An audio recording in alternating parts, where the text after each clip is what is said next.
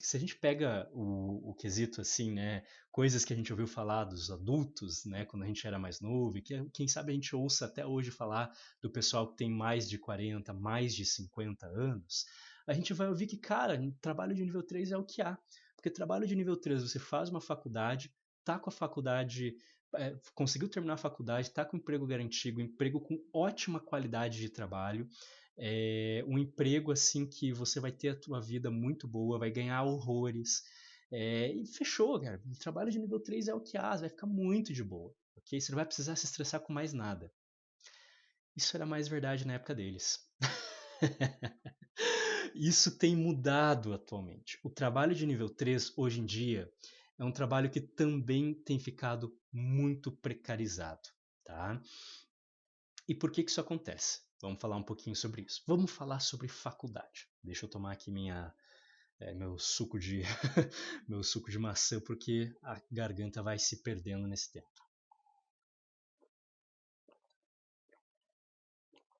Agora a gente vai falar um pouco de economia. Não vou entrar de cabeça porque senão já vou extrapolar demais o tempo da live. Mas existe uma coisa na economia que vai ser chamada de Middle Income Trap. Ok? Na verdade, tem até um hífen entre middle income, né? Que seria a armadilha da renda média. Ok? O que é isso? Isso é uma teoria, é um fenômeno que é proposto dentro da economia, que existe até uma briga entre economistas de que alguns dizem que esse fenômeno nem existe na realidade. Mas é um fenômeno extremamente complexo e que tem correntes que vão tentar explicar quais são os principais fatores que vão fazer esse fenômeno ocorrer e correntes que vão também brigar entre si, que vão explicar como você resolve esse problema, essa tal dessa armadilha aí. Mas a ideia é a seguinte: eu não vou falar sobre coisas básicas, sobre coisas assim que são. Vou discutir aqui coisas que causam esse fenômeno, vamos dizer assim. Mas eu quero falar sobre um ponto desse fenômeno. Então, o que, que ocorre? Deixa eu ver. Ah, achei aqui. Aí, meu mouse apareceu para mim. A gente vai perceber que tem países em que há vários anos atrás, aqui é uma comparação entre 1960 e 2008, tá? Países em que há vários anos atrás tinham uma renda média da população baixa e continuam baixa, ok? Tem outros que eram baixo, né, mas estão ficando, vamos dizer assim, ainda mais baixos. Tem países em que tinham uma renda baixa, estão ficando mais altos. Tem países em que tinham uma renda ali mais ou menos média e continuam ficando médio. E tem países que há um bom tempo já estão bem altos no quesito de renda média da população. O que eu estou chamando de renda média da população? Né? O que os economistas estão chamando de middle income? É literalmente, se você pega a renda da população como um todo e você tenta fazer uma média geral e pensa assim, se a gente fosse pegar um cidadão daquele país e dissesse qual é a média que ele ganha, seria essa aqui a média, fazendo uma média aritmética básica, ok? O que acontece? A gente vai perceber que tem países que já há muito tempo são países que saíram desse a pessoa média daquele país, já, digamos assim, a média de todos os salários, de todas as rendas, já vai ser uma média alta há muito tempo e a galera conseguiu superar isso aqui, ok? Essas pessoas, elas conseguiram, esses países, eles conseguiram. é, São muitas vezes países que a gente chama de países desenvolvidos, ou antigamente se chamava de países de primeiro mundo, né? A gente está falando aqui, olha só, vários países que estão ali, né? Olha, Israel está aqui, vários países da América do Norte, da Europa, né? A gente tem aqui Estados Unidos, mas a gente tem alguns países do Oriente também, né? Olha, Coreia do Sul, Taiwan, né? Você tem vários países que estão aqui, que são aqueles países que a gente fala, nossa, cara, nesses países os caras ganham pra caramba e tudo mais, esses países de primeiro mundo, são países que estão nessa linha aqui. Só que aqui você tem países que eles acabam estando com aquela economia muito mais de produção assim rural, né? Países que são focados em agropecuária até hoje, ou países que estão com uma indústria muito de base e que não estão ainda trazendo empregos que exijam muita educação das pessoas. Aqui, nesses países, é o contrário, são países que os empregos exigem muita educação. E aí você tem os países que estão, muitas vezes, sendo chamados de países em desenvolvimento, que eles saíram ali de uma agropecuária como sendo o que eles acabam mais ganhando, né, em questão assim de PIB e etc., já estão se industrializando bastante e estão começando a entrar nessa época de novas tecnologias. E o que acontece? Quando você vai tendo mais empregos, né? E aqui a gente está falando de uma questão de projeto de nação, que eu não vou nem querer explicar para vocês hoje, porque é uma coisa muito complexa e vai gastar muito tempo. Vou perder o tempo de vocês aqui. Isso é conversa para outro dia. Mas acontece que se a nação ela vai se industrializando e criando cada vez mais empregos com tecnologia e tudo mais, são empregos que obviamente pagam mais do que uma pessoa que está lá com as próprias mãos na agropecuária, né? Mesmo que seja uma questão de agropecuária, mas que seja uma agropecuária super tecnológica, você vai ter menos pessoas ali, mas pessoas ganhando mais, trabalhando numa empresa de agropecuária muito tecnológica. Mas uma coisa bem rudimentar, bem pouco tecnológica, não vai pagar muito para a pessoa. Então, quando você vai industrializando, vai colocando mais tecnologia nos empregos, em teoria, as pessoas vão ganhando mais, ok? A renda média do cidadão desse país cresce. Só que, por alguns motivos, de novo, que eu não vou entrar hoje, a gente entra nesse pedaço aqui que é o Middle Income Trap, que é vários processos vão ocorrendo, processos econômicos, processos políticos e tudo mais, que fazem muitas vezes com que a gente imagina que, poxa, o cara, o país ele vai sair daqui para cá, é natural. Rural, industrializou, tecnologia, país de primeiro mundo agora, país desenvolvido, mas não, tem uma série de desafios que os países acabam enfrentando que muitos deles ficam presos aqui. A China, ela estava indo num caminho que parecia que ela ia superar isso e quem sabe vir aqui para cima. Isso aqui é de 2008, né? Travou. A China não conseguiu superar isso. O Brasil travou nisso faz algumas décadas já. A gente travou em vários desses problemas. E o que acontece, né? Um dos problemas que a gente acaba tendo, um deles, e que tem tudo a ver com faculdade, ok? O que acontece aqui, né? Você tem essa galera ali e a gente acaba fazendo com que a gente não consegue mais subir esse middle income, né? Esse salário médio das pessoas. E o país meio que acaba tendo uma estagnação do seu mercado de trabalho, uma estagnação do PIB, uma estagnação da renda média dos trabalhadores. E isso gera um cenário muito ruim para aqueles trabalhos de nível 3 que eu estava falando. Por quê? Vamos dizer aqui, o país é mais ruralizado. Vamos pensar na época dos nossos pais, ok? O país ele é mais ruralizado, então boa parte dos trabalhos eles acabam sendo na zona rural, não são trabalhos tecnológicos, são trabalhos que exigem muito pouca educação. Daí o país começa a se industrializar e começa a vir muita gente para os centros urbanos. Não foi, né, se a gente pegar a época dos nossos pais, tem uma boa chance de você ter descoberto que seus pais eles viviam numa zona um pouco mais rural e eles foram mais para perto do centro urbano. Foi uma época que aconteceu muito isso, né? É muito comum eu ouvir assim de pessoas que vieram para minha cidade, que é uma cidade que está na zona metropolitana aqui de Curitiba, né, capital do Paraná.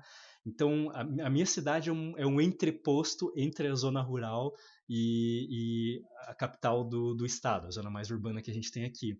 E é muito comum de eu ouvir conhecer muitas pessoas que os pais vieram para cá, ou quando ele era muito novinho, ou os pais vieram e ele nasceu aqui, mas ele é do interior. Cara, é uma história muito comum aqui na minha região. Porque aqui tem muita gente que faz aquele movimento pendular daí de ir trabalhar em Curitiba e voltar para dormir aqui na minha cidade à noite.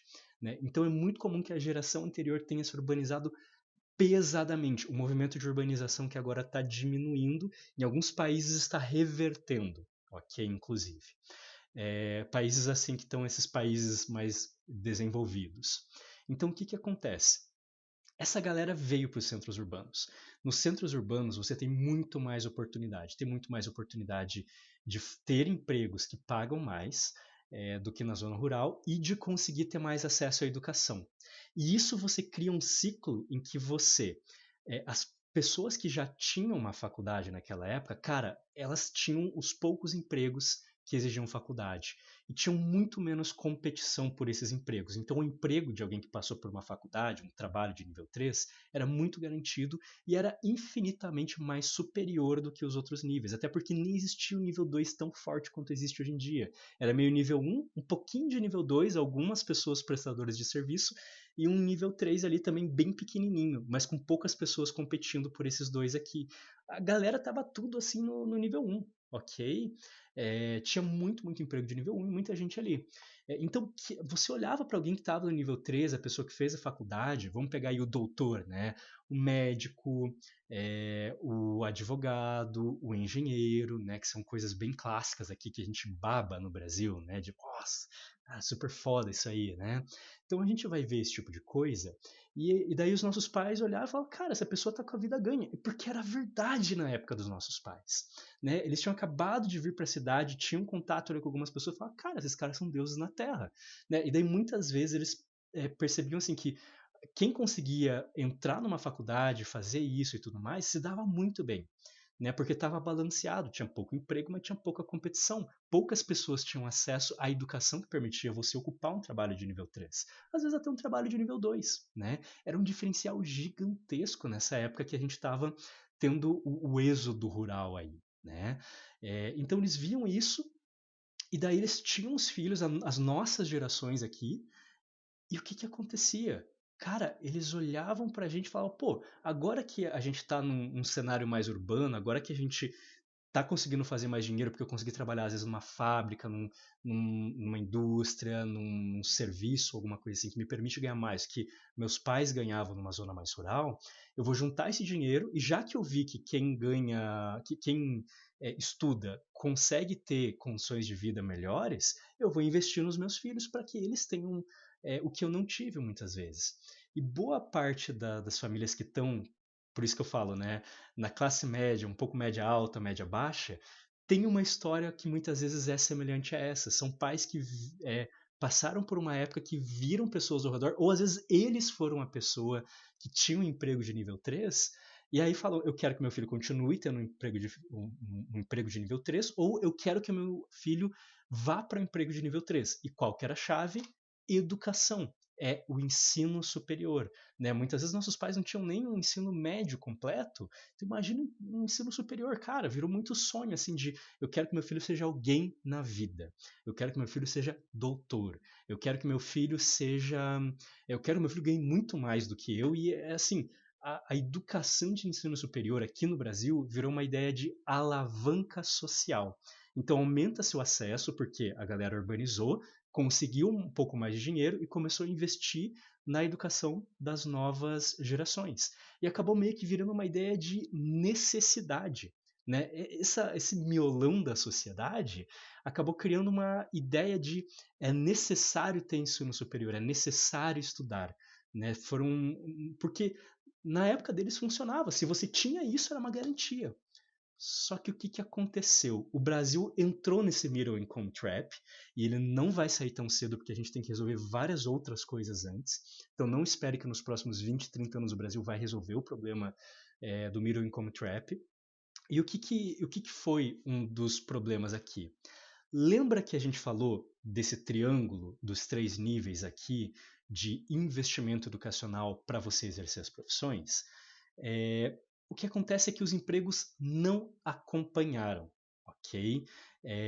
Imagina-se que um país que está em desenvolvimento, ele vai criando vários empregos de nível 2, que é uma coisa muito mais atual, mas a ideia é que ele comece a deixar com menos empregos de nível 1, aqueles empregos de base, porque a tecnologia vai substituindo a mão de obra que não é tão intelectualizada, que os trabalhos mais repetitivos, né? O próprio exemplo que eu falei, né? Uma agricultura familiar é completamente diferente de uma agricultura que você tem um cara operando várias máquinas e tudo mais. Então, a ideia é, os empregos de nível 1 vão diminuindo e os empregos de nível 3 vão expandindo, porque daí eles conseguem absorver aquelas pessoas que os pais e tudo mais conseguiram investir na educação e conseguiram fazer um ensino superior e conseguem ocupar uma vaga de nível 3. E aí você aumenta a disponibilidade de vagas à medida que você também vai aumentando o número de pessoas que pode ocupar essas vagas. É um projeto de nação, entende? Você tem que colocar tecnologia no país, você tem que fazer várias e várias e várias coisas que vários economistas vão defender, né? Alguns vão defender algumas coisas, outros vão defender outras, mas não aconteceu no Brasil, ok? Então, teoricamente, vamos dizer que aquela pirâmide tem que virar um negócio mais ou menos assim, sabe? A base vai ficando mais encurtada, o topo vai ficando mais largo, né? Só que não, o Brasil travou nisso aqui ainda. E o que, que aconteceu? Você tá nessa opção aqui, né? Você tá nessa situação em que muita gente conseguiu ter um. Né, obviamente, a minoria da população que tem um diploma de ensino superior. Mas agora tem muito mais gente do que tem vaga para ensino superior. E aí eu vou trazer um exemplo não, um conceito que é do Marx, do Karl Marx, que é o exército de mão de obra de reserva. O que é o exército de mão de obra de reserva? É um conceito bem interessante dele que é bem óbvio, que é se você tem muita gente que está, vamos dizer assim, desempregada, competindo por uma vaga, né, você tem pouca vaga e muita gente precisando daquela vaga, ou porque a pessoa está num emprego inferior ao que ela conseguiria fazer, ou qualquer coisa assim, mas ela está precisando muito daquela vaga. As pessoas que detêm aquela vaga, o empregador, ele vai poder exigir muito do empregado, ok? Ele vai poder oferecer um valor menor, condições de trabalho mais precarizadas e, ao mesmo tempo, exigir muito mais do empregado. Então, é o que a gente acabou percebendo agora no nível 3. Porque tem muito mais gente que está desesperada por aquela vaga e faria muito, sacrificaria muito para conseguir aquela vaga. Isso serve para vagas de nível 1, mas serve também para vagas de nível 2 e 3. Então, tem muita gente agora que está se formando. Eu vou dar um exemplo do direito. Tá? O direito é porque ele é uma profissão que tem muita questão do status aqui no Brasil. Mas o pessoal está se formando no direito e assim, muita gente está se formando no direito, muito mais do que tem vaga para ser adequado àquilo. Então a pessoa se forma em direito, se mata para passar na OAB muitas vezes, e aí qual tipo de trabalho ela consegue? Vou dar um exemplo assim, né? Já vi isso em dezenas e dezenas de vezes. Ela fala, putz, eu vou fazer um concurso público. Só que o concurso público tem muita gente tentando. Daí ela tenta, não consegue. Então eu vou ter que trabalhar no escritório de advocacia, porque não tem como começar já sendo advogado do nada. Eu vou trabalhar no escritório de advocacia e vou crescendo lá dentro, pegando capacidade, experiência e tudo mais. Daí chega e, assim, consegue ser contratado por um escritório de advocacia, mas daí tem a ideia do exército de mão de obra. O escritório de advocacia tem tanta gente precisando daquela vaga e é um trabalho que já está tão mecanizado ali para eles que eles falam, ó, primeiro, você vai precisar cancelar a sua OAB, porque senão a gente não vai te contratar. E aí a gente pode te pagar menos, porque tecnicamente você não vai estar sendo contratado como uma pessoa ali. Então você veja que louco. Eles vão te pagar menos, ok, por um trabalho que você vai ter que, entre aspas, fingir que você é menos para poder ter um trabalho inicial depois de se formar em direito. Acabou? Não, não acabou, porque eles vão exigir coisas muito loucas de você. Eles vão exigir uma produtividade insana que muitas pessoas não aguentam e vão simplesmente entrar em colapso de saúde mental. Ok? Por quê? Por causa de tudo isso que a gente está falando. Muita gente ouviu, cara, ser psicólogo é maneiro. Ser doutor ali, ser advogado é maneiro. Vamos fazer. É uma questão de status, vamos lá. E daí muita gente vai se formando acreditando que vai ser uma coisa maravilhosa, e daí tem um monte de gente desempregada e a galera que tem os empregos aí, né, que tem as portas para os primeiros trabalhos de advogados, vão falar, cara, tem um monte de gente desesperada, eu vou oferecer qualquer emprego aqui muito ruim, que as pessoas vão lutar entre si por esse emprego. E isso acaba acontecendo. E isso acaba tornando muito difícil essa questão, assim, ficou muito precarizado boa parte dos trabalhos de nível superior. Eu vi uma pesquisa, era mais do que, assim, se a gente for considerar os trabalhos CLT de nível superior, as pessoas que têm nível superior e estão empregadas por CLT, 60% delas, eu acho que era 69%, mas vamos arredondar para baixo porque minha memória pode ser falha. 60% delas estão exercendo um trabalho de CLT que não é de ensino superior, ok? Que não exige ensino superior, ou seja, estão em um subtrabalho para as capacidades, não para as capacidades, mas para tudo que elas estudaram, para tudo que elas investiram na educação delas. Claro, a gente não está considerando aqui trabalhos como o meu, né? Eu sou um EI, eu sou um empreendedor individual, então eu não estou em CLT. É óbvio que eu não entro nessa conta, né? Então é uma coisa muito louca a gente parar para pensar nisso. Olha que precarizado que ficou esse negócio.